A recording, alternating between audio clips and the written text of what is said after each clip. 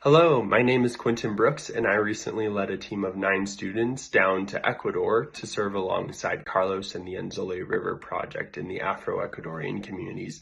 And I was just compelled by my time there to want to share with other people about what this work looks like that Carlos is doing and the Onzole River Project and how important the work that they're doing is. And when we got down to Ecuador, it was really apparent that Carlos is very connected in the community there.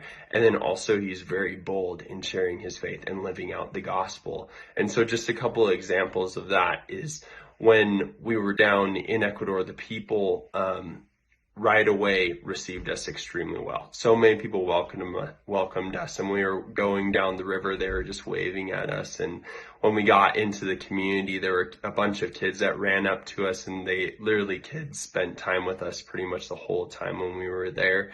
And then the adults even opened up their farms and started cutting up fruit for us. And a story that will always stick with me is when we were walking through the village, there was a family that started cutting up coconuts for us. And there was 12 of us total, including Carlos and the other co-leader and I. And they cut up all these coconuts for us. They're like, here you go. And then we went a little bit further, and another family said, oh, we want to cut up sugarcane for you. And so they cut up sugarcane. And we went a little further, and another family was like, oh, you need another coconut for your other hand.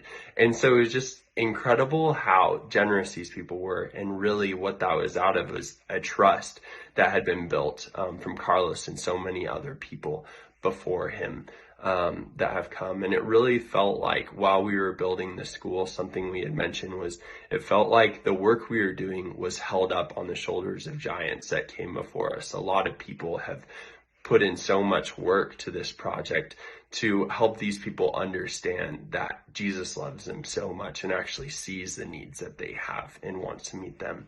And out of that, Carlos also takes opportunities to share the gospel and lives out the gospel well in Ecuador.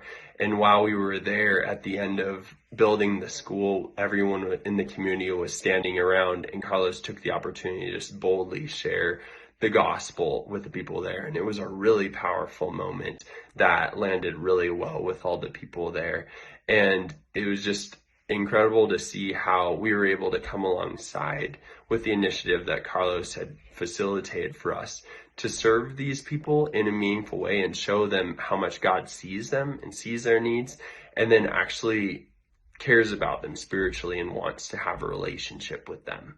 And so I wanted to make this short clip to really share about the work that's going on in Ecuador, and just like the importance of how Carlos is continually a presence there and is able to bring other teams in to help serve. And so I wanted to share a little bit about that with you in this short clip. And in whatever way you feel led to partner or work with Carlos is awesome. So thank you for your time.